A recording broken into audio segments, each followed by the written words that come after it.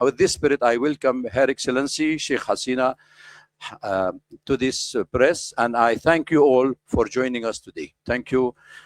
Mr. Prakash Auditri will introduce our guest on the dais and online.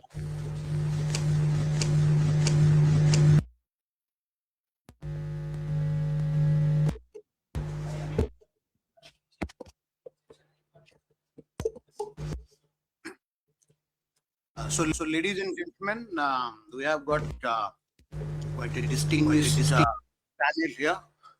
Some of them are here, and some of them will be joining us from abroad. Yeah. Is it okay? Yeah. So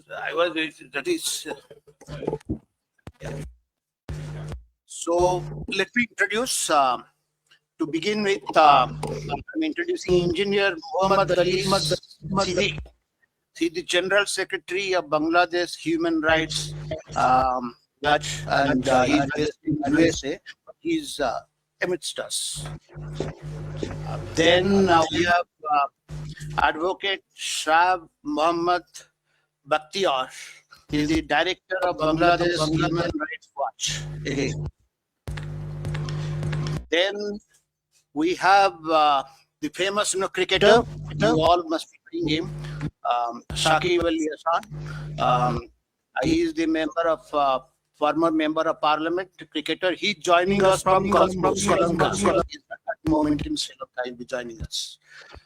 Then from London, the former diplomat and security analyst, Mr. Aminul Haq Polash.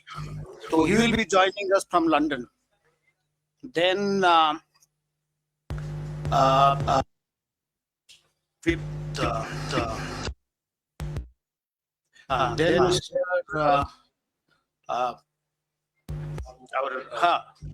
Muhibul Chowdhury, former Education Minister of Bangladesh. Then we have Mr. Abu Ubaiddin Arin, sitting next to me, writer and counter journalist. And then we have Mr. Sajib Wazir Joy, who is the former advisor to Prime Minister of Bangladesh. He is joining us from the United States. And then finally, we have Mrs. Sheikh Hasina. Doesn't need an introduction.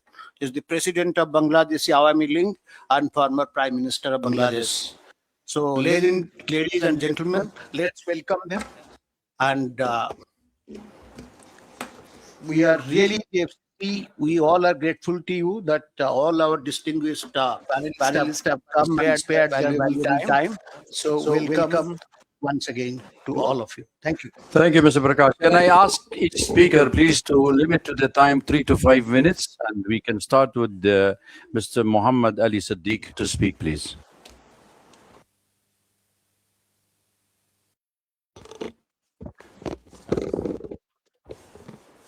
Good evening, everybody, especially the President of FCC.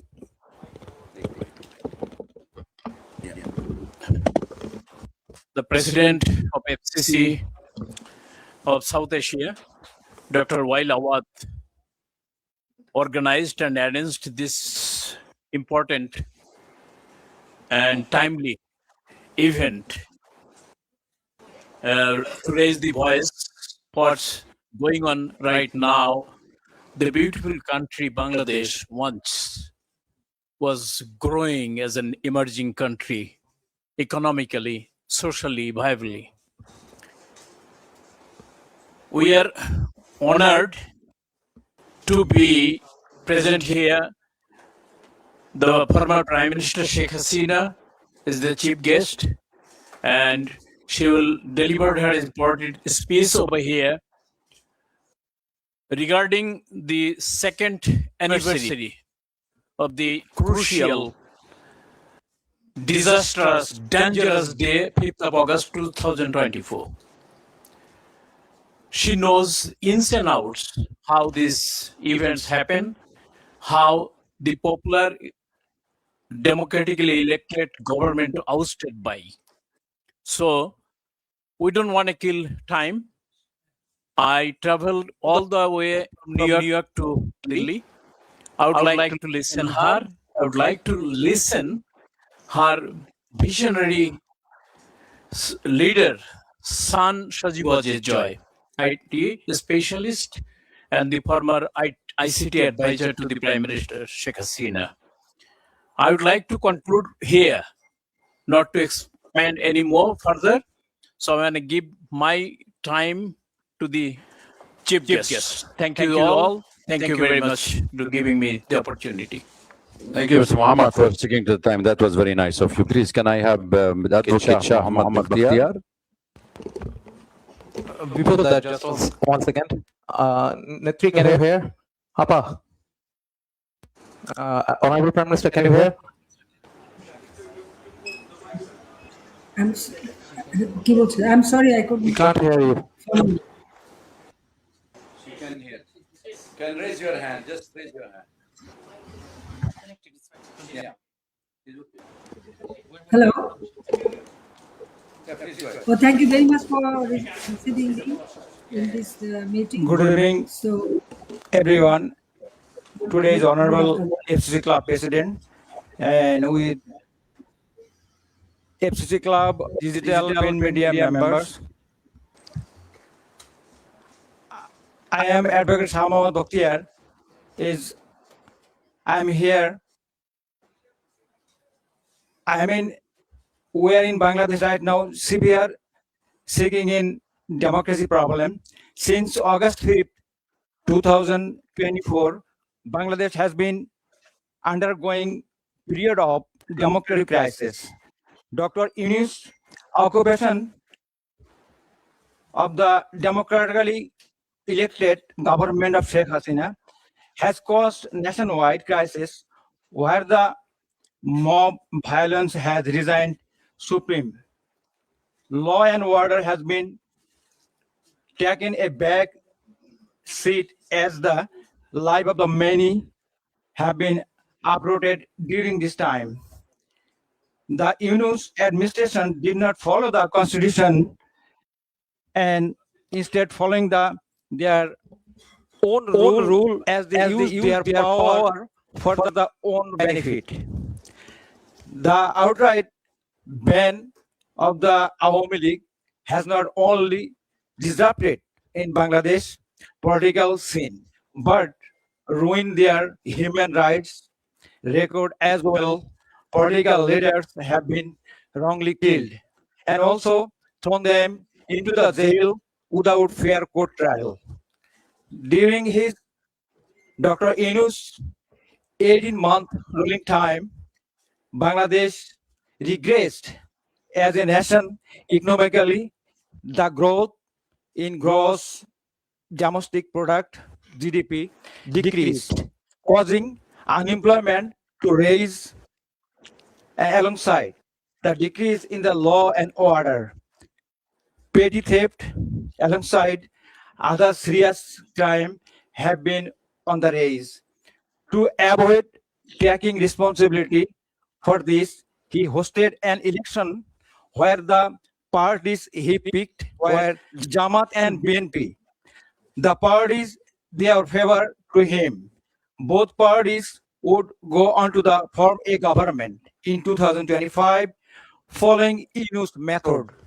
Diplomatically, we request help in the restoring stability in Bangladesh. We request a fair trial for Sheikh Hasina has and proper election where the Awami League government can contest so that democracy can be restored in Bangladesh. Thank you. Thank you for all. Thank you very much. Also, can I have Saqib Al Hassan online, please? Can you hear us, Saqib? Bhai? If Saqib is there,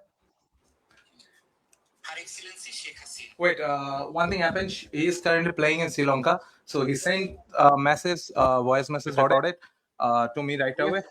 He's playing the semi-final of Sri Lanka Premier League. I'm playing it. okay. Can we go live?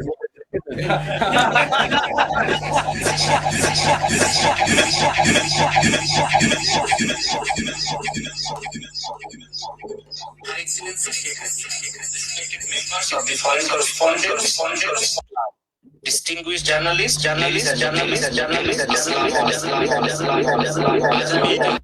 হিসাবে আপনাদের সামনে কথা বলতে চাই। August মাস আমাদের ইতিহাসের এক গভীর আবেগের মাস। এই মাসে আমরা শ্রদ্ধার সঙ্গে স্মরণ করি আমাদের জাতির ইতিহাসের এবং সেই সব মানুষ যাদের আত্মত্যাগে আমাদের একই সঙ্গে সাম্প্রতিক সময়ে আমাদের দেশে যে প্রাণহানি ও সহিংসতা ঘটেছে তা আমাদের সবার হৃদয়কে গভীরভাবে ব্যথিত করেছে।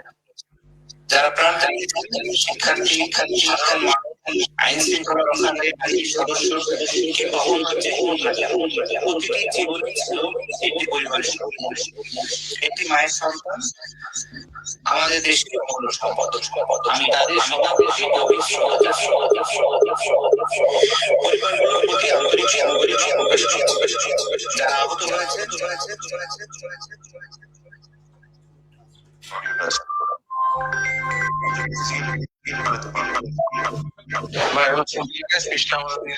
Sorry. Okay, leave it.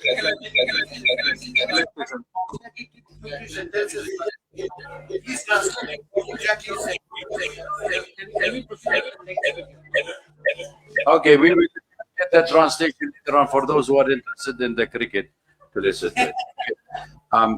We had Mr. Sakib, then we have the Mr. Aminul Haq, Polish speak also with us. He is a former diplomat and security analyst. He's with us online. Hello, am I audible? Unmute yourself, please. Yeah, it has been unmuted. Am I audible? Hello? Hello? Hello? Yeah, we can hear you. Okay, thank you. Good evening. My sincere thanks to the Foreign Correspondents Club of South Asia, the organizer, the journalist present here today, and all distinguished guests. I'm Aminul Haq Polash, a former intelligence officer and diplomat from Bangladesh. I speak from professional experience and from serious concern about the security direction of my country. The issue I want to address is not only a domestic political concern, but a regional security concern. Since 5th August 2024, Bangladesh has seen the renewed rise of terrorism and Islamist extremism. This poses a serious danger not only to Bangladesh, but also to South Asia. Anil. Hello? Hello?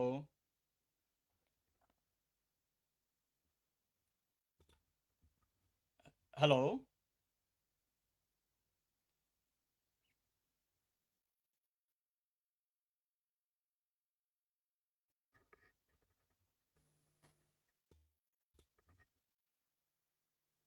Mr. Polash, please speak. Okay. Am I audible now? Yeah. Yeah. Let me begin with the recent facts.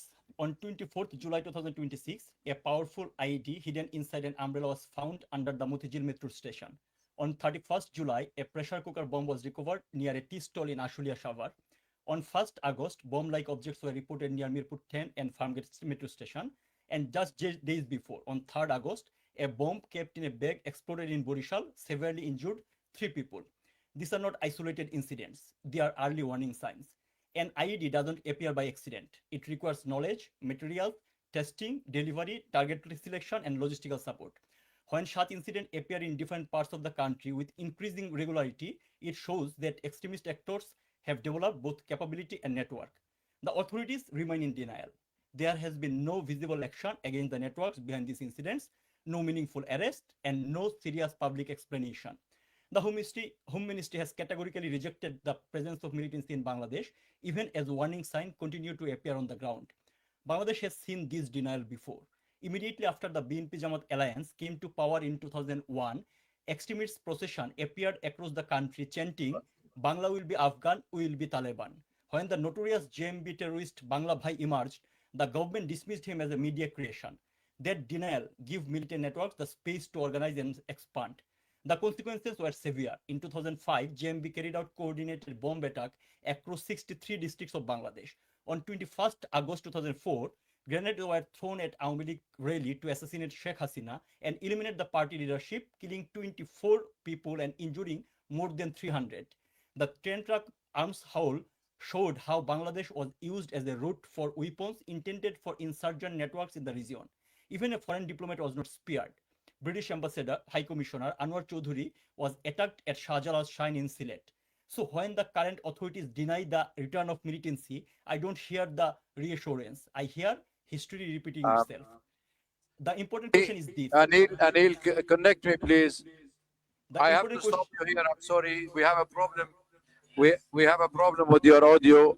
Apologies for everybody. We will continue with the program until we fix your audio, please. Just bear it with us, okay? Because we have other. We will come back to you. May I ask Abu Ubaida Arin to speak, please?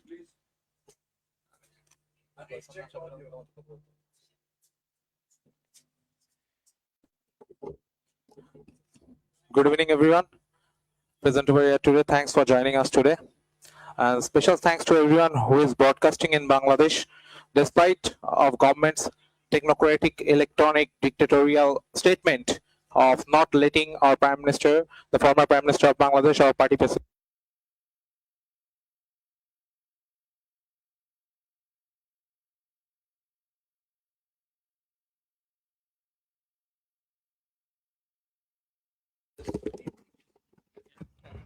Camera. Please. Silent, please.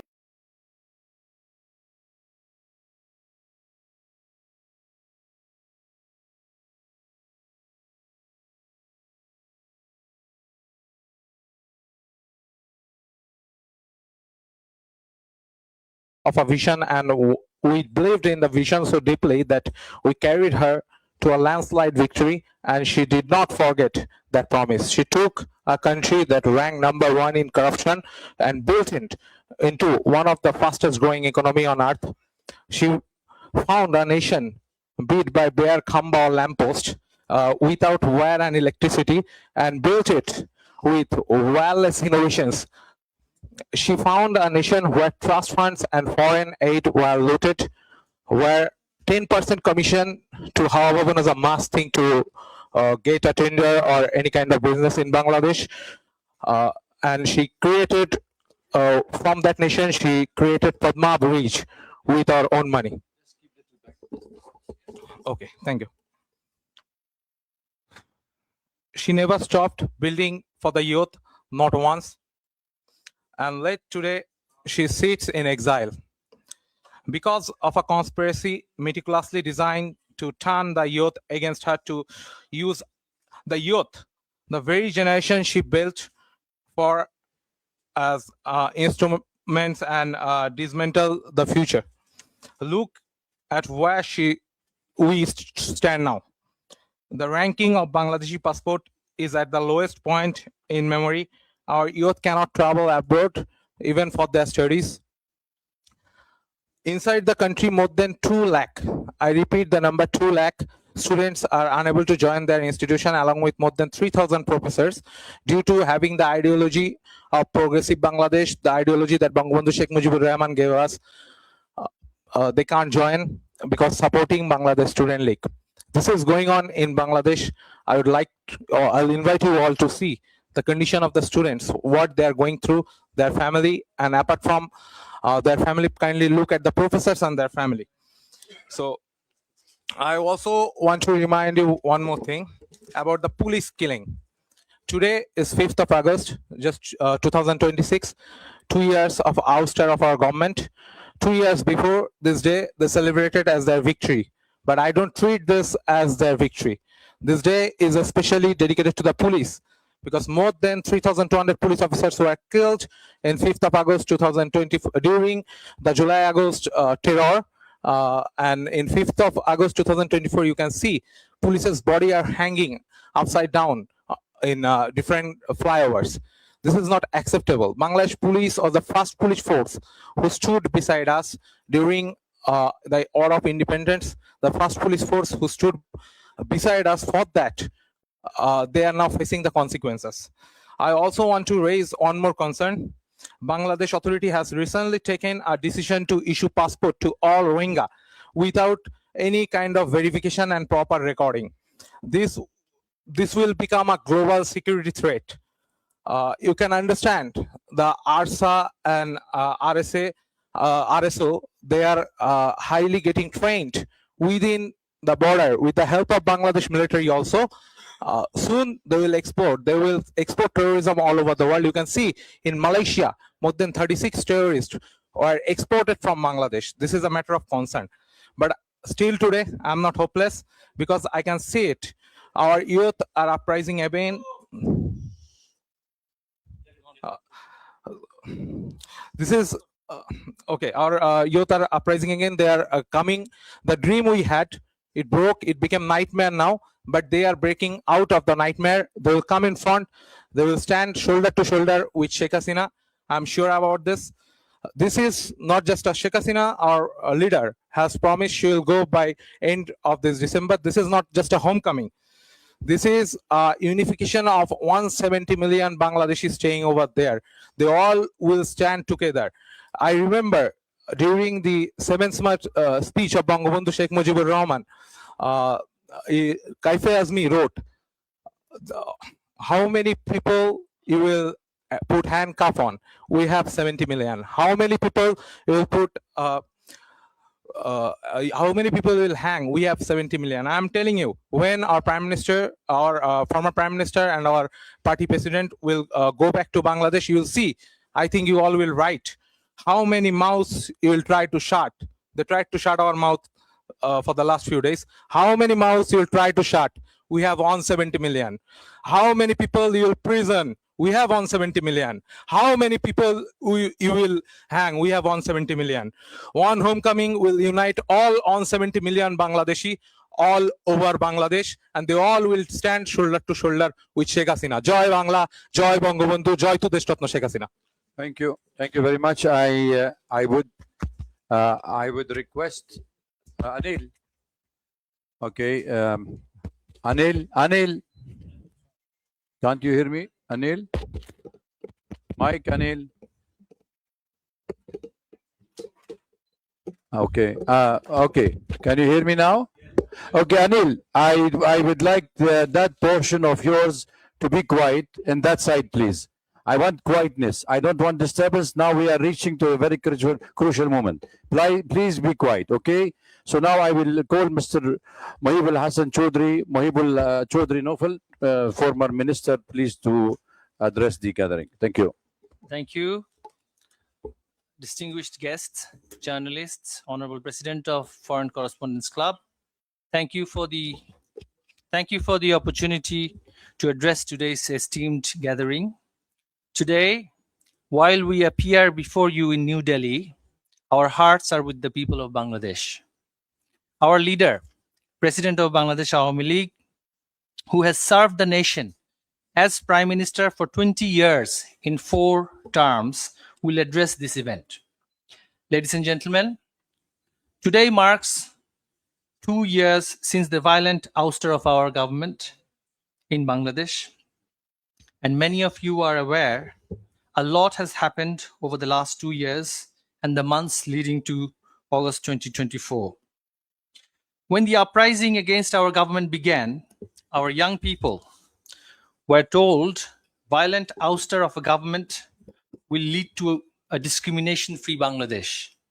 Instead, the past 2 years have left our country deeply divided and in a state of anarchy and chaos. Hope had been replaced with hate. Dreams have turned into nightmares. Prosperity have been replaced with poverty. Justice have been replaced with revenge.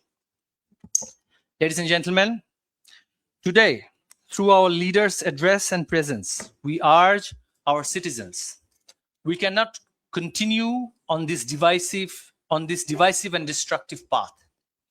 It is time we chase unity over division, harmony over hatred, dialogue over confrontation, and justice guided by rule of law, not revenge. Ladies and gentlemen, today, across Bangladesh, millions of our citizens are struggling with high inflation and unemployment. Opportunities for young people are shrinking Violence against women and children, journalists, lawyers, business people, and ethnic and religious minorities continue unabated. Anarchy and chaos rule society, not politics. It is, and this must change. Too much has been lost, too many lives are affected. We, as a political party, believe democracy and economy to thrive, an inclusive political polity must be established. It is in that spirit our leader Sheikh Hasina has expressed her desire to return to Bangladesh. Her and our party's objective is not to seek revenge, but fair justice and harmony. We seek a Bangladesh where political differences are resolved through democratic dialogue, where every citizen will enjoy rights under the law.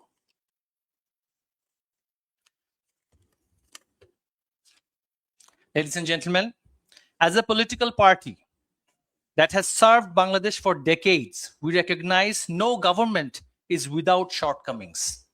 We recognize and acknowledge leadership requires humility, accountability, and the courage to learn from success as well as failure. We remain committed to building upon our success while acknowledging where we could have done better and where we have at times failed. We seek no special privilege. We seek only the restoration of equal constitutional and democratic rights for every citizen and every political party in Bangladesh. We respectfully call upon every constitutional institution of Bangladesh to uphold their responsibilities with fairness, neutrality, professionalism, and fidelity to the rule of law. To the young people of Bangladesh, we say, your dreams matter, your aspirations matter, your future matters. You deserve a Bangladesh where you can study, work, innovate, and prosper without fear, discrimination, or political division. Ladies and gentlemen, our plea to all the friends of Bangladesh and international stakeholders is that they ought to facilitate an inclusive political atmosphere and not support the extreme elements who are continuing violence in Bangladesh and who are institutionalizing religious extremism in Bangladesh. We find the veiled extremists are often touted as liberals by certain stakeholders, and we urge to end this duality. To our people, we urge, let us come together, not as opponents, but as one nation. Let us reject the politics of hate and embrace the politics of hope. Let us replace division with unity, fear with confidence, exclusion with participation, and vengeance with justice. And let us see this homecoming of Sheikh Hasina as a chance to heal and hope and not fight and fall. We believe together we can rise again, learn from past and progress into future. But if we don't now, if we don't, grave and worse future awaits us. We cannot let Bangladesh become a failed state. If the extremists and the fanatics are pampered and patronized, this future generation shall suffer for perpetuity. May we stand and heal together and defeat the dark forces. Joy Bangla, Joy Bangabandhu. Thank you very much for your point of view. And I would request Mr. Aminul Haq, Polish, if you are still with us, if you can come for 2 minutes only, please. Just 2 minutes, but slow if you can. Otherwise, I have to go to the second speaker. Please, thank you. Am I audible? Yeah, am I audible now? Hello? Hello? Hello? We can hear you. Okay, so let me wrap up in this way. So there are several current incidents that indicate that like Islamic terrorists and the militants are directly active in the field. Still, government is denying the fact, and it doesn't start overnight. It starts right after 5th August 2024. militant leaders has been bailed and released. They came to the public sphere. They have become active again. The Yunus regime didn't take any sort of initiative to tackle that tackle that terrorism issues. And that is still going on. So I urge to international community so that they can come forward to look into the issue, because terrorism never confined into a national border. If Bangladesh, the terrorism cell active that much that are currently visible in the field, so that will impact not only Bangladesh, but also our regional security, as well as the Bay of Bengal, our maritime road, our business, investment, everything. So my urge to the international community and the journalists to look into the issue, because Bangladeshi media is not speaking in line, and the authority is in denial mode about the resurgence of militancy in Bangladesh that we successfully combat in 16 years of Awami League government under the leadership of Sheikh Hasina. Government is planning to dissolve CTTC, ATU. They are the fundamental backbone of countering terrorism. So these things are happening in Bangladesh. We need international community attention in this matter. Thank you so much. Thanks for having me.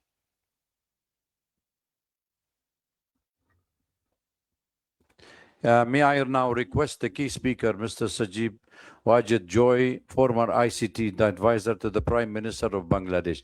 Please speak slow and soft so we can hear you all. Thank you. Thank you very much, Dr. Awad, for the kind introduction. Thank you as well for the National Press Club for hosting this event. Honored to be here today. You've heard the other speakers speak a little bit about what is happening in Bangladesh and what has happened. I want to bring a few things to everyone's attention, and this is something I believe that the international community needs to focus on. First of all, you have heard the refrain again and again that about the deaths during the July-August protests of 2024. Here is what no one is talking about. You have various counts on the numbers. You have the UN number of 1,400, whereas the government number is 800 something. Who are these additional 600 people? Where did the UN get those names? Our party has written to the UN, our lawyers have written to the UN again and again, and to date the UN has not provided any names. But more importantly, the UN only covers a period up to August 15th of 2024. But we know that the deaths continued. And what is most alarming, and this is something that I believe that the press, the international press, should really, really pay attention to. You see, the Yunus regime, one of the first things they did was pass an ordinance which became law called the Indemnity Bill, indemnifying all the protesters, everyone, blanket immunity, protecting them from any prosecution for any killings. That includes killings of civilians, that includes killings of our party members, and that includes killings of police officers. To date, the BNP government that is in power, they have ratified this ordinance, turned it into law, and this continues, which means that none of the police killings, we still don't know exactly the number of police deaths, none of the police killings can be prosecuted. So my question to you is this: are killings okay? Are killings acceptable?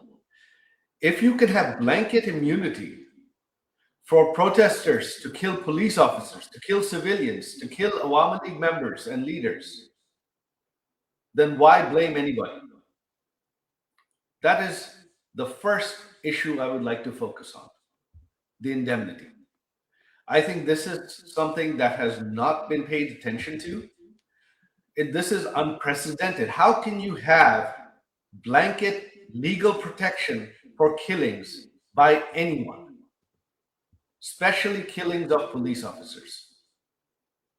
This is unprecedented. This is completely against all human rights, against all norms of decency.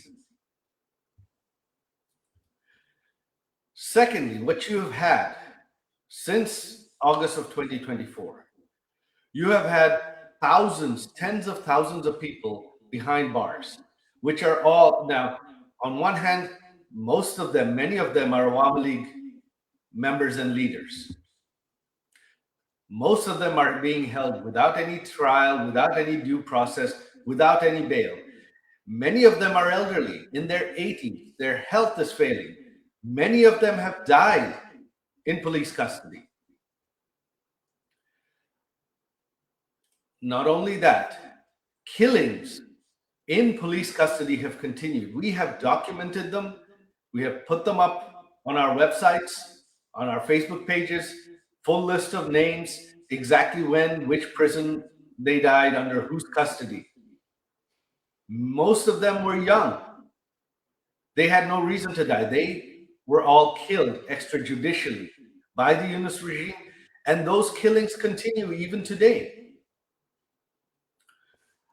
Outside of the prisons, during the Yunus regime, and even now, our party members are being hunted down and killed. Every few weeks, someone is killed somewhere. There is no due process. The police do not take any action, and the government protects these killers. So political killing in Bangladesh since August of 2024 has been legalized. This is Bangladesh today. And if any killings are legal, then why blame the Awami League at all? And finally, since 2024, not only Awami League members and leaders that have been behind bars, but anyone sympathetic to the Awami League. This includes journalists and businessmen, especially journalists, editors, owners of newspapers and television channels who were seen as pro-Awami League, have been behind bars for over 2 years now. You are the press club. Imagine if half of you, your members, your journalists, your editors, your media owners were held behind bars without bail, without due process, without charges, without trial for an indefinite period of time. Can that be imagined in any country? Is that possible in any country? Is that legal in any way? That is a gross, gross violation of human rights, of freedom of speech. And this is something I believe that should certainly alarm the international media community. This is what's happening in Bangladesh. So Bangladesh today is a failed state. It's not a failing state. It is a failed state. There is no human rights. There is no freedom of speech. Even prior to this event, intelligence services went to the headquarters and offices of every major media outlet, every major newspaper, and instructed them clearly not to rebroadcast this event, not just to rebroadcast this event, but not to provide any coverage from any international media on this event. They're not allowed to share links from foreign media on their websites. Any journalists that were seen as still sympathetic to our government or against this government, many of them were fired even in the last couple of days. This is what's happening in Bangladesh. And what is the future? What does the future hold? There is no law and order. There is no constitution in Bangladesh today. What should concern India most is Bangladesh has become another Pakistan on India's eastern side. You have another Pakistan today on your eastern front. Foreign intelligence services, especially ISI, has an open hand. Militants, hundreds of convicted terrorists that our Awami League government arrested and convicted and put behind bars, have been released from prison. Hizb ut-Tahrir marches openly. Al-Qaeda operatives speak at public rallies. This is what is happening in Bangladesh. And this does not portend well for India and the world at large. In the future, the next set of terrorists globally are going to be coming from Bangladesh, unless this is stopped now. And where it has to begin is from the media, especially you in India. You are the world's largest democracy.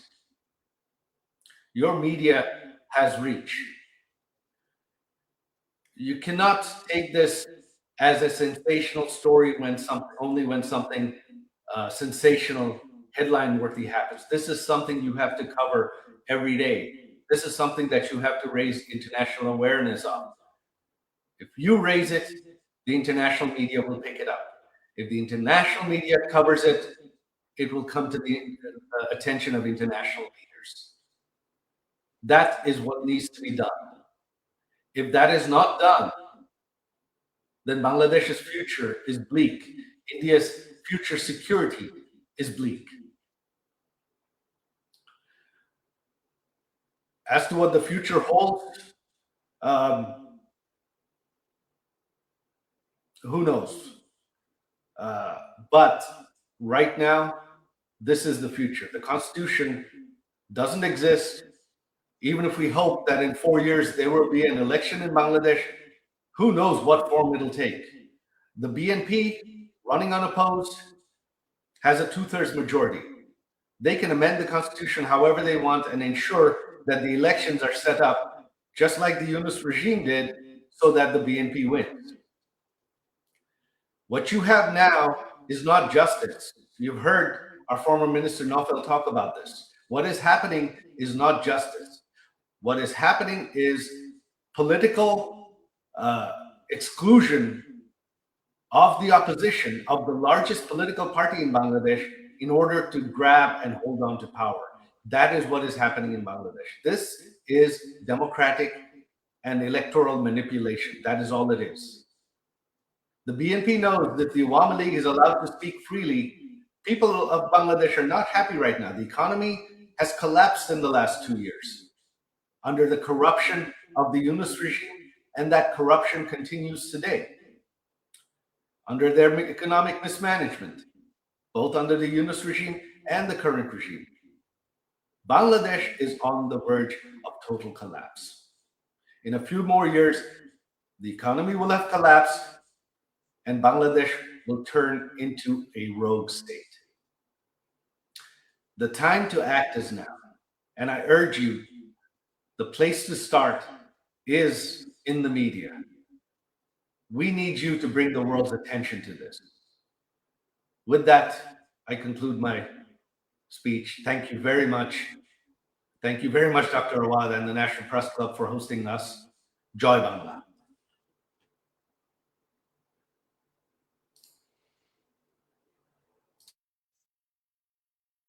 Wajid, but I would request you to stay online with us because there will be questions raised by the colleagues around. So please stay with us till we have the Honourable President of the Awami League, Mr. Certainly, Sheikh. I will stay online to answer questions. Yes, Thank please. you. Then let me get her online, and then we will take her point of view, audio only. She's been with us, and Honourable former Prime Minister, would you please take the mic? The floor is yours. Thank you very much. It's a great honor for me to be with you. Thank you, and thank you for everybody who present here or who are listening.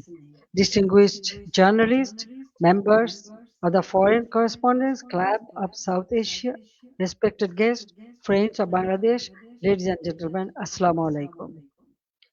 I thank the Foreign Correspondents Club of South Asia for giving me the opportunity to speak to you. I also thank the journalists who continue to follow events in Bangladesh with seriousness and courage. Journalism has a duty to seek truth, especially when power tries to hide it. In difficult moments of history, that duty becomes even more important. Today, I speak not only as someone who had the honor of serving Bangladesh 5 times as a Prime Minister, but also as the daughter of the father of the nation, Bangabandhu Sheikh Mujibur Rahman.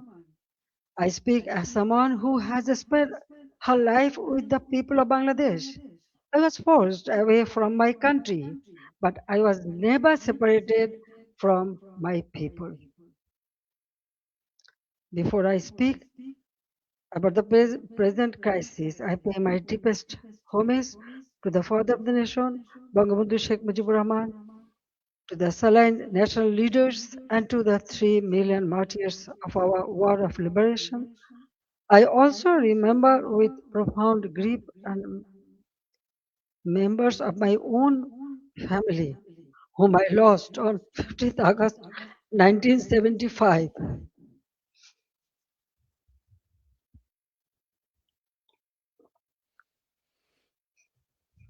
Today is also the birthday of my beloved brother Sheikh Kamal, who was 2 years younger than me. He was a valiant freedom fighter, a youth leader, a sports organizer, and a cultural activist. His life represented the courage, creativity, and patriotism of the young generation of Bangladesh. I remember him today with deep love, pain, and pride.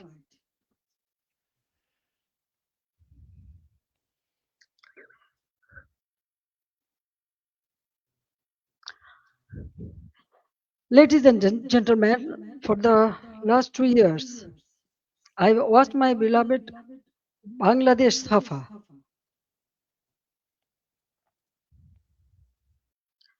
Fear has entered homes, workplaces, and campuses. This is not the Bangladesh we built. This is not the Bangladesh for which 3 million people sacrificed their lives in 1971.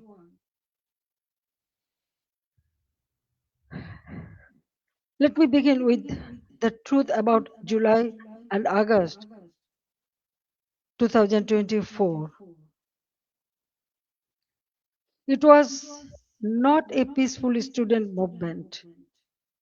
From the beginning, my government tried to resolve the issue peacefully through dialogue, legal process, and patience.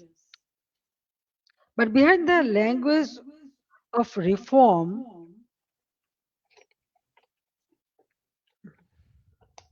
organized groups were working to turn students' demand into violent political instrument. In 2018, responding to student demands, we abolished the quota system. In 2024, when the High Court annulled the decision, the government appealed because we wanted to uphold the abolition. I personally took the initiative for dialogue with the students and invited them to Ganabhavan, the Prime Minister's residence. 3 ministers also held discussions with them. A quota reform movement was turned into a one-point demand for my resignation. False propaganda was spread in a planned way. Genuine students were emotionally manipulated, while organized groups used their movement as cover for and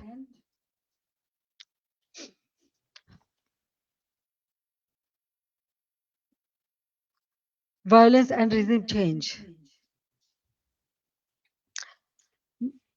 Muhammad Yunus himself said this was a meticulously designed movement led by a mastermind. His own words expose the truth. It was not simply a spontaneous student protest. There was no visible or responsible leadership. Instructions were given invisibly.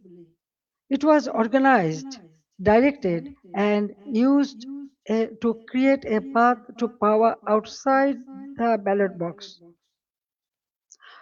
From July 15th, the character of the movement changed. Killings, arson, attacks, and looting began. State property was destroyed. Bangladesh television was attacked and set on fire. So was different buildings like Shetu Bhavan, the Directorate General of Health Services, the EPI vaccination program building, Farmgate Metro Rail Station, flyover, Mohakali Elevator Expressway, science research facilities, the Disaster Management Office, a national database center, a COVID-19 special hospital, Bangladesh Medical University, residential hotels, industrial facilities, businesses, prisons, and including Noshingdi and other district jails were attacked, vandalized, or burned. All the terrorists, criminals were released. Awami League offices were vandalized across the country. Leaders and workers were attacked and killed. Homes of ministers and senior figures associated with my government were looted and burned. The media was also targeted. Nearly 50 media center, private television stations, and newspaper offices were attacked or set on fire. Journalists were killed. Law enforcement agencies came under organized attack. Police, Sepai, the other officers were killed and their bodies were hung from flyover. Around 460 police stations were outposted or set on fire, and in some, personnel were trapped inside buildings and burnt alive. Weapons were looted. Officers were beaten to death. According to persecuted police members, at least 3,000 personnel were killed, attacked, tortured, or subjected to serious violence. So, I ask a simple question. In such a situation, what is the duty of law enforcement? When police stations are burned, government buildings are attacked, public infrastructure is destroyed, officers are killed, and weapons are looted, does the state have no duty to protect life and property? In every country, law enforcement has a responsibility to protect citizens, state institutions, and their own lives. This is not a crime. That is the duty entrusted to them by law.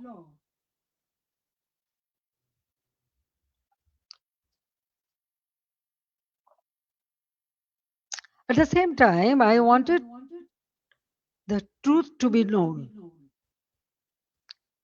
That is why I formed a judicial inquiry commission on 18th July 2024. Its purpose was clear. Every casualty had to be investigated. Every incident of violence had to be examined, and every family deserved to know the truth. I met victims' families, visited the injured, and instructed the authorities to provide the highest level of medical treatment free of cost. And on 1st August, I strengthened the inquiry into a three-member commission so that the investigation would be credible and comprehensive.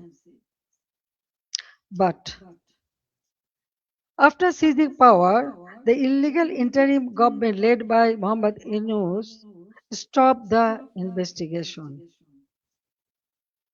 They did not allow the truth to come out. They gave indemnity to those who involved in the killings. If they truly wanted justice, why did they stop the inquiry? If they had nothing to hide, why protect the killers? That one decision tells the truth. They did not want justice, they wanted power. They did not want investigation, they wanted the evidences buried. Their own words export the truth. An NCP leader said revolution would not have succeeded if police had not been killed and the metro rail had not been set on fire. A BNP leader in Sirazganj also said publicly that Enayatpur police station was burned and police were killed to make the revolution succeed. These statements show that the July-August movement was not merely a quota reform movement. It became a coordinated assault on constitutional order driven by hidden instruction, organized violence, and propaganda.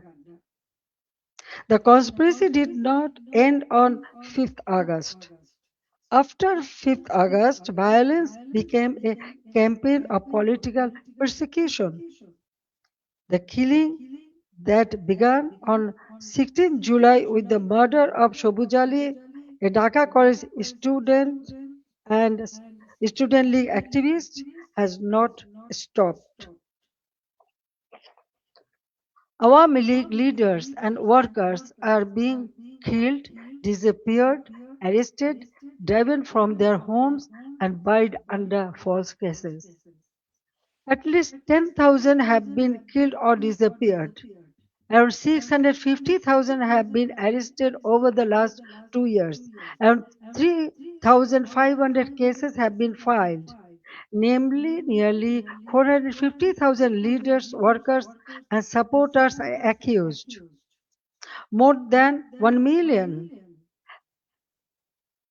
others have been listed as unnamed accused. Against me, more than 600 cases has been filed. Women activists of Chhatro League, student organization, youth league, other affiliated organizations are facing abuse, humiliation, torture in custody. Many leaders and workers have also died in prison amid documented accounts of torture, denial of medical treatment, deprivation of food, negligence, and denial of basic rights. The persecution is not limited to the Awami League members of only.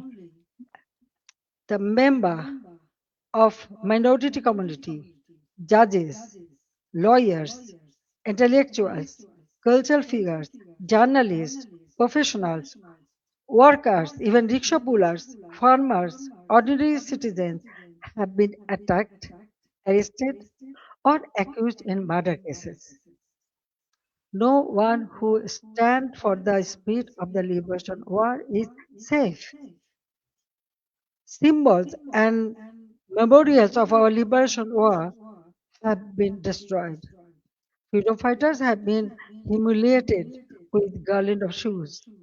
The historic residence of Bangabandhu Sheikh Mujibur Rahman, the Bangabandhu Memorial Museum at Dhanmondi 32 has been attacked and demolished in phases. This is not random violence. This is an attempt to erase the spirit of the liberation war from Bangladesh. Muhammad Yunus himself spoke of pressing a reset button to whip away the country's previous history. They want to erase the liberation war, they want to erase Bangabandhu, they want to rewrite Bangladesh against the foundation on which it was born. Convicted war criminals have been released, militants and top terrorists have been freed. Even after a staged election brought the BNP to power, the situation did not change. Bangladesh remains a grip of fear, terror, repression, economic hardship, and deep insecurity. Now, look at the condition of the country. The progress we built has been destroyed, and ordinary people are paying the price. GDP growth has fallen to 2.22% compared with 6.80% during the Awami League government. Industrial production has fallen sharply. For the first time in 54 years, the industrial sector has faced negative growth. Defaulted loan in the banking sector have reportedly risen from 13% to 47%. Poverty has increased from 18.60% to 46.8%. Investment has turned negative. Job creation has collapsed.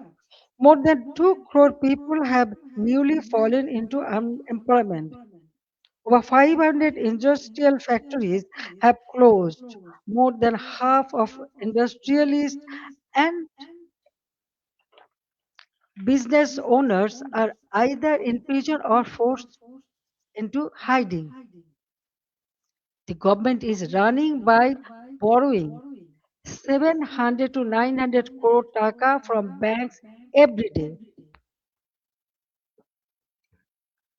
Project costs have been increased by 50% to 250%. At the same time, militancy is rising.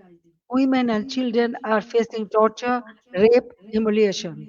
And ordinary people no longer feel secure in their own lives. Extortion, murder, kidnapping have become regular features of daily life. These are not just numbers or isolated incidents.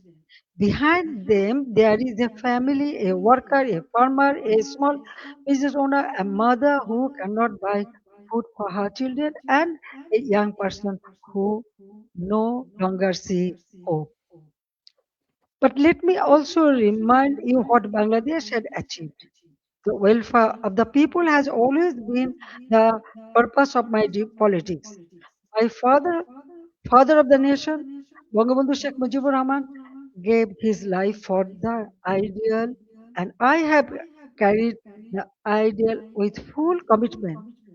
During my 5 terms as a Prime Minister, we used long term planning, sound financial management, disciplined implementation to place Bangladesh on a strong foundation.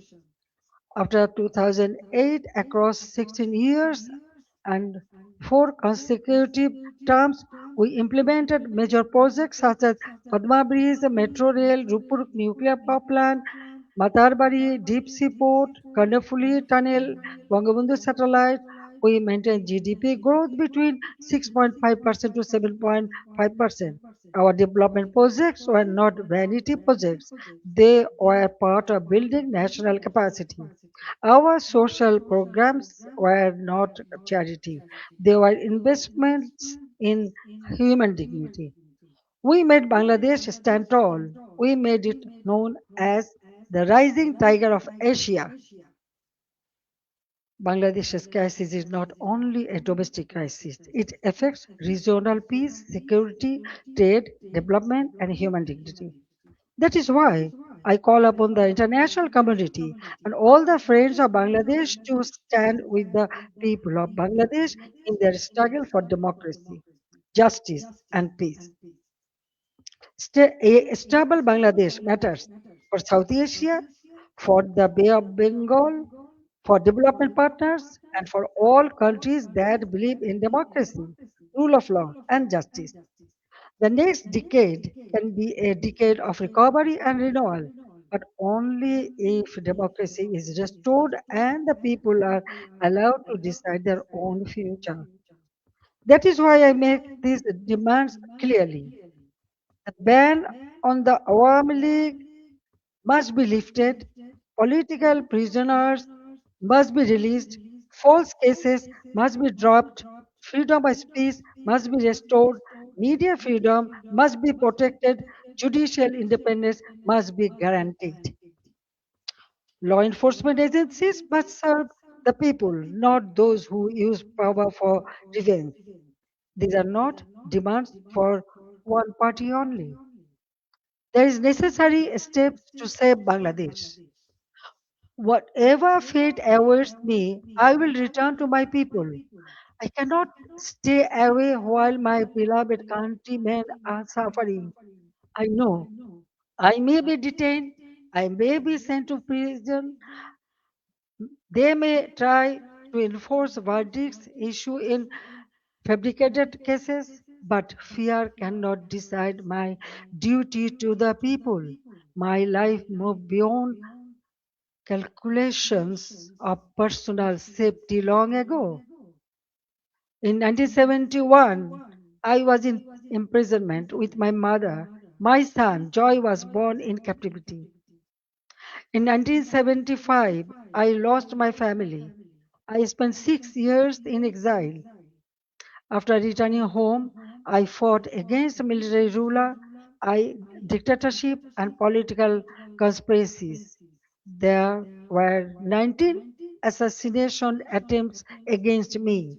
Even the grenade attack of 21st August 2004 could not stop me. Therefore, I am not worried about my own future. I am worried about the future of Bangladesh. I want to return because the people deserve security, development, prosperity, and peace. They deserve a state that protects them, an economy that gives them opportunity, and a democracy that gives them rights. My return and the return of the Awami League to the democratic process is not about power. It is about putting Bangladesh back to the right track. It is about reviving the country's path of development, progress, secularism, stability. I want to return to Bangladesh to one purpose, to stand beside the people and help improve their lives. The people are the source of all power. I believe in them, I trust them, I love them, and I will return to them. Joy Bangla, Joy Bangabandhu. Thank you very much for listening me and giving me so much time. Thank you.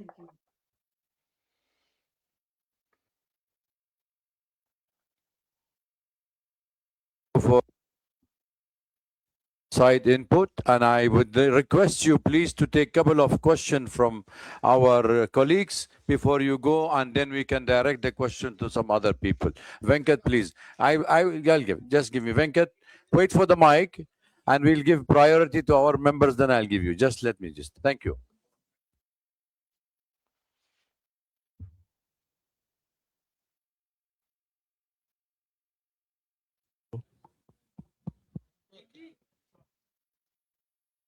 Is it on? Can you hear me? Okay. Madam Sheikh Hasina, have you decided on the date on which you're going to go back to your country? Because the present regime says the moment you arrive in Dhaka, they're going to arrest you. What are your plans if they arrest you? Have you put together any team of lawyers to defend you in a court of law? What are your plans? Thank you. Thank you very much. Actually, I was not ready to take answer, but when you ask me, after going back, they may arrest me. I'm telling you one thing.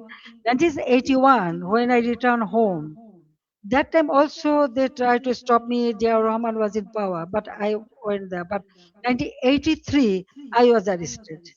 And again in 1985, 1987, there are several times. Even 2007, that time also I was outside the country, but when I wanted to return home, they tried to stop me, but they could not. I returned home.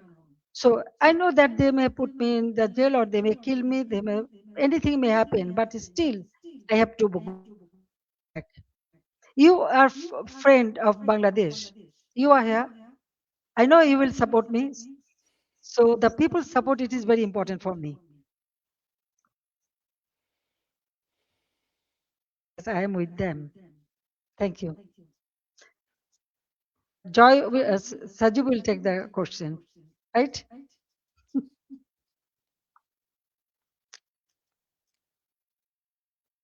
I hope Madam Hasina can answer this question. Sajib is a US citizen. The US ambassador to India has recently visited Bangladesh and expressed his confidence in Mr. Tariq Rahman's leadership. And Sajib is, of course, I'm aware that you have dual citizenship, Bangladesh as well as the US. But how do you view the US ambassador's remarks and his support also offering further deepening of trade relations with Bangladesh? And also, you said, Sajib, that Bangladesh runs the danger of becoming another Pakistan. But you are aware that one of the two countries, the country of domicile, the United States, under President Trump, has a particularly close relationship to Pakistan and is now building one with Bangladesh. So should Madam Hasina return, how do you intend to, where do you see the future of relations with the United States? Thank you. Thank you for your question. Look, the United States has its own goals. Yes, this is I'm a dual citizen. What Ambassador Gore's remarks, they are simply diplomatic remarks. Those are standard things any diplomat is going to say. The current U.S. administration, their focus is on trade. They are not focused on democracy, human rights, any of that.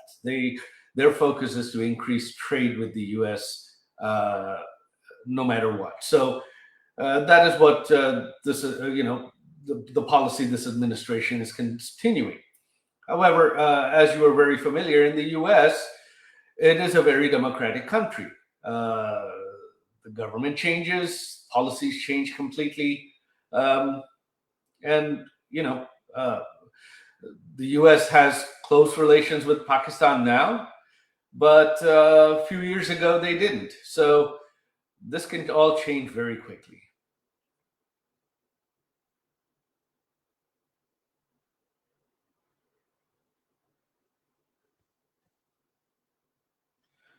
Yeah, hello, this is Shaumuntok from DW. So my question is that since you want to go back to Bangladesh, all of you said that, what's your plan, how to enter Bangladesh, and have you had any conversation with the current government at any capacity?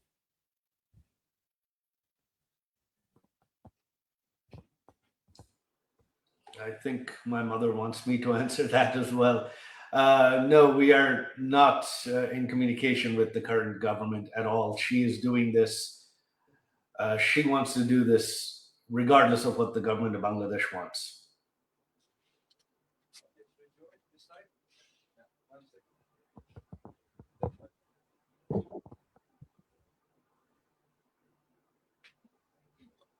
Good evening.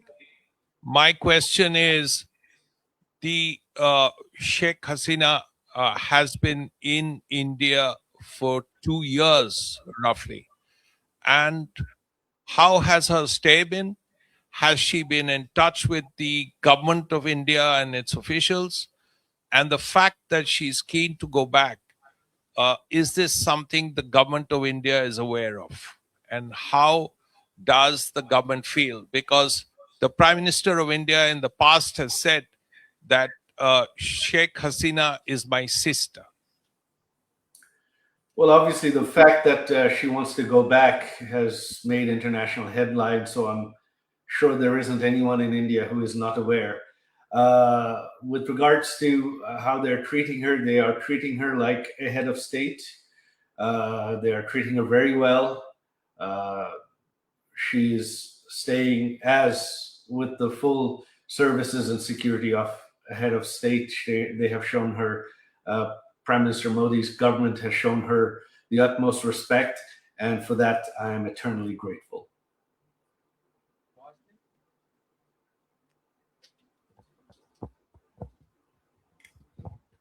This is Hasini Heather from The Hindu. I wanted to ask former Prime Minister Sheikh Hasina did really detail what happened in those 2 months. However, there has been one demand that we've heard from the protesters, from the students, in Dhaka quite often. Did she regret the violence? Does she regret killings of protesters there? Does she feel sorry about what happened eventually and the events that led up to her coming to India at that time?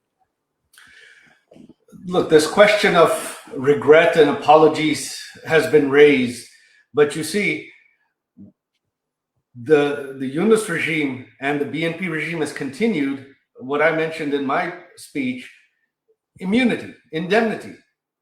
So they have indemnified killings. They have legalized killings. The killings of police officers, the killings of civilians, the killings of Awami League members. So in this situation, and you have heard my mother express that this was a violent situation. So if one set of killings is legal, then how does the question of apology arise? Why does it arise? You can't have both. You can't have one set of killings being legal and another set someone has to apologize for. So the day the indemnity is lifted, the day the protesters who killed police officers and civilians and Awami League members are arrested, then the Awami League will apologize, will express regret. But until that day, there is nothing the Awami League to apologize for, because currently all killings in Bangladesh are legal.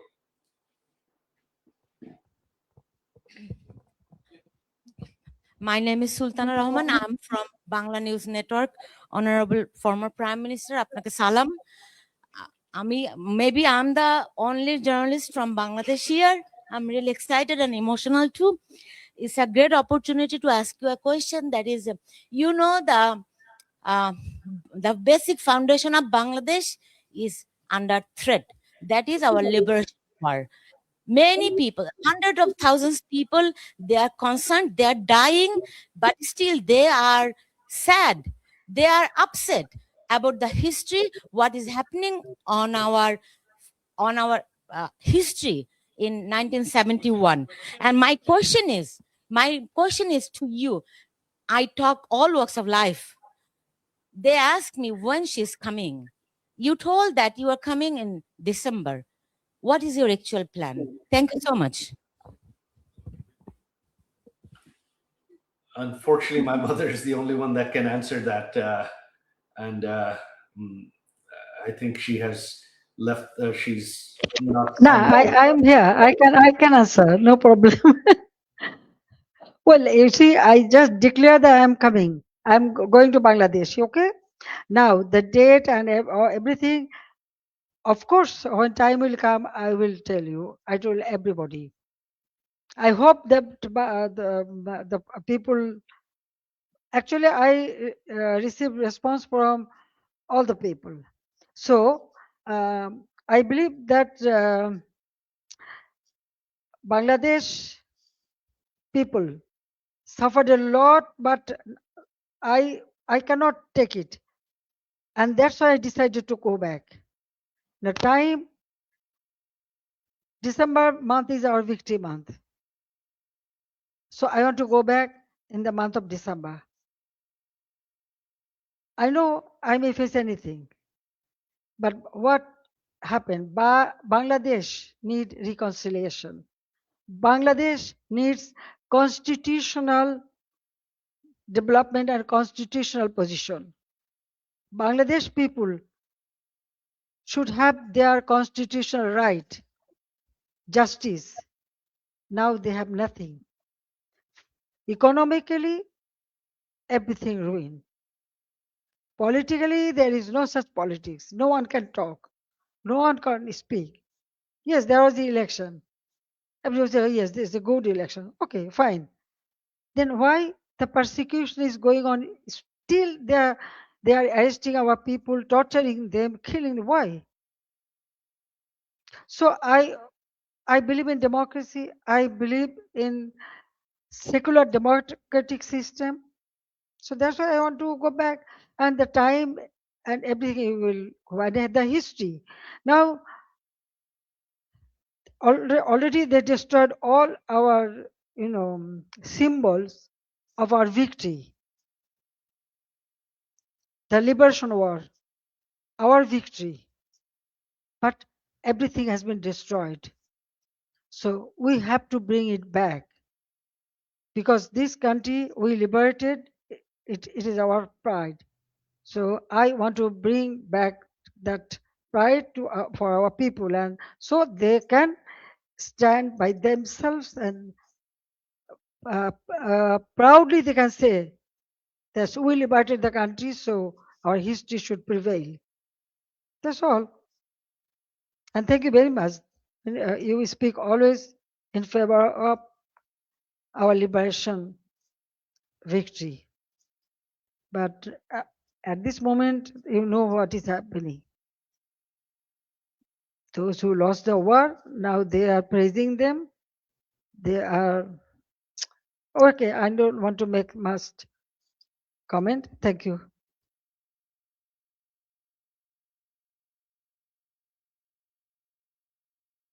TV, you had given us an interview where you first revealed that you will be going back to your homeland in December this year.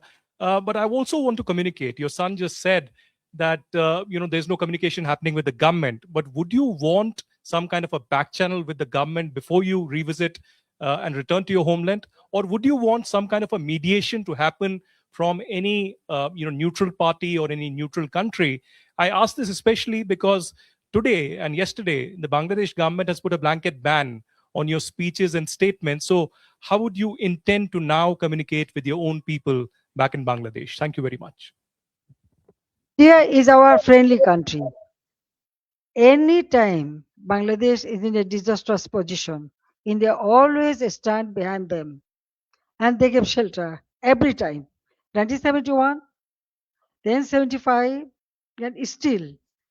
Now, government to government relationship, that is different. But India always has been a great friend, and I know they will remain that. Now, about us, yes, I told you that I was not ready to leave my country. I didn't know that I am coming here, but somehow I reach here. One day, perhaps it will be another. How I am, because all our people, they brought me here. But they took shelter. Okay. So as a friendly country, they always remain as a friend. But I want to go back to my own country. So I believe that I should go. I'm going for my people. It is not the matter of government.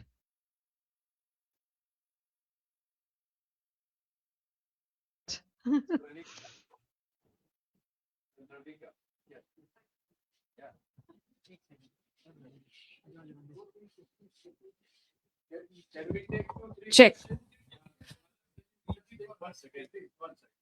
Let's take 2-3 questions at one time. Since Madam is still with us, that will make it easy for all of us. I try to accommodate everybody, but please make it short. No need for any observation. Just short question. No, Please. I'm telling you one thing. I can see so many hands. If you have so many questions, there is the email address. There is the email address. If you When do you intend to return back? Is there a specific date? And what message do you want to send to the people of Bangladesh? And how do you respond to the criticism of your government's handling of recent political unrest and protest? One more question that I would like to put out is, how do you respond to calls for... Also, what are your priorities for Bangladesh's economy? As you have already mentioned about it. So if you would like to respond to that. Madam Hasina, this is Ayushi Agarwal from ANI. Your party, Awami League, continues to remain banned in the country. But if the Awami League is eventually allowed to participate in elections, would you seek to lead the party again? This is Yeshi Seli from Business India. What kind of support are you expecting from people in Bangladesh? What is the percentage of people who will still support Awami League? And do you expect the youth to come out and welcome you once you decide to walk inside Bangladesh? Take 3 questions and then we'll go second round, and that's it. I'm trying my best. Former Prime Minister Hasina, I have a very personal question to you. Last time you went back to Bangladesh in 1981, you went to the Nizamuddin Dargah, which has a very strong connect with your family. Will you go to the Dargah this time again, given the fact that your father also had a connect with the Dargah?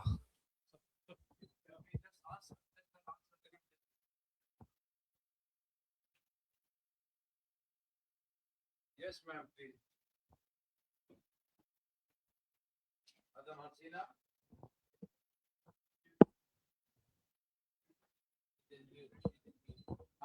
Unmute yourself.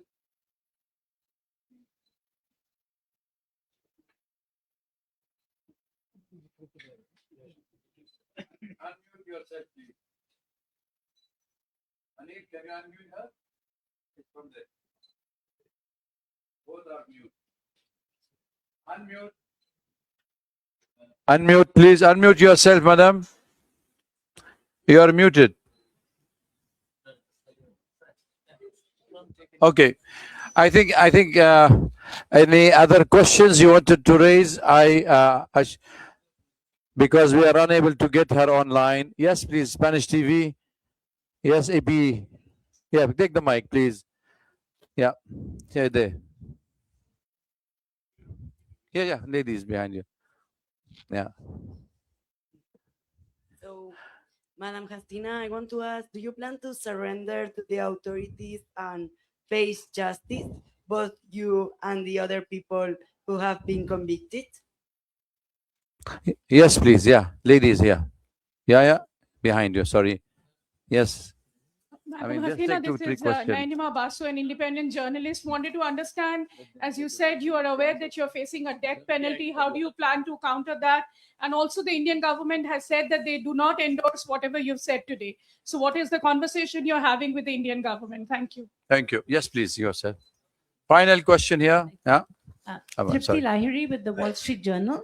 You have said that you're willing to face prison if you are able to return. But what if the Bangladesh government denies you entry? What would you do then? I hope she's on the line to answer. Let's wait and see if she's online so we don't waste our time. Yes, ma'am, please. Can you hear us? Unmute yourself. Or Mr. Saqib also, you can do it. He's gone?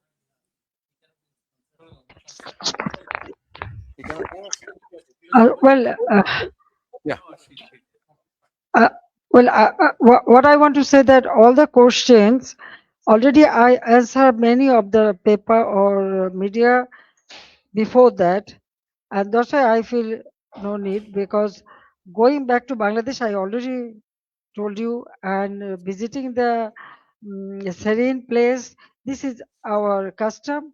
Definitely, usually we do it. So Nizamuddin Awliya or any place we can go, we can visit. That's the one thing. Another thing is that most of the question I think already I have answered you in the past in the media. Now the government, what government will do, it is their matter. I have decided to go, I will go, and when time will come, you will be able to know everything. Okay. Now I think I have there is an email address. If you have more question, you can send it there. Then you will get your answer. So I don't want to take much of time. So Okay. thank you very much. Thank you again Thank you. for arranging all this an event. It's a wonderful place, and all of them are present here. I thank you very much for giving me this opportunity to talk Thank to you, you. madam. It's very nice Thank to talk you. to you. Yeah. Thank you for having you with us today. It was an honorable meeting, and we all enjoyed. And I'm sure that we will wish you, all of us, praying for your safe return home and goodwill for Bangladesh. I just wanted, before we end the session, to ask the minister, former Minister Muhammad Ali As-Siddiq, to acknowledge the presence of some of the Bangladeshi leaders among the audience. Please, could you please? Thank you very much, the distinguished journalists, the reporters, and you covered up the valuable issues. Today, from all the way to Europe, our all European, Awami League President, Muhammad Nazrul Islam is here. I would like to recognize him. No, I have another person, Dr. Pradeep Ranjan Kaur from New York, from all the way. He presents here. Huh? And, you know, we want all sorts of your assistance and help to go back to Honorable Prime Minister to Bangladesh, restore the democracy and human rights. Thank you very much. Thank you very please much, send us the everybody, for questions in the coming. email. We'll be answering. Our former Prime Minister and the President of Bangladesh Awami League will be answering all the questions through the email. Please, I think we have circulated the email, so please get in touch. Thank you, Arun. I think we all welcome you all for tea and coffee and snacks. Join us. And if you want to take any bite separately from the distinguished guest, feel free to question and ask them. Thank you for being here. It's difficult to control. Bye.